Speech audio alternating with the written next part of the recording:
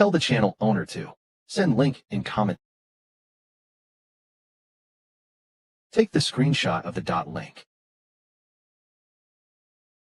Go in Google Lens and select the full link and copy it.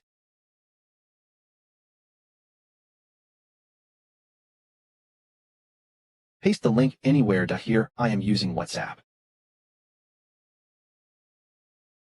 Hold and tap on Edit. As you can see, there is a gap between the letter and backslash. Remove that. Also, there are spaces between letters and dot symbols. Just remove that dot.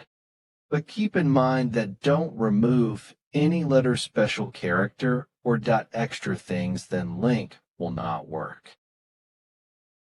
You will notice that the underline beneath the words was still the YouTube link dot, but now it has came into full length. That means the link is now working. Now tap on the link and it will directly redirect to your studio. If it doesn't or black screen comes, see that you may have removed extra things.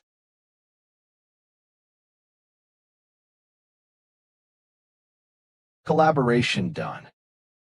If you found this video helpful, please like and subscribe to my channel. Thank you.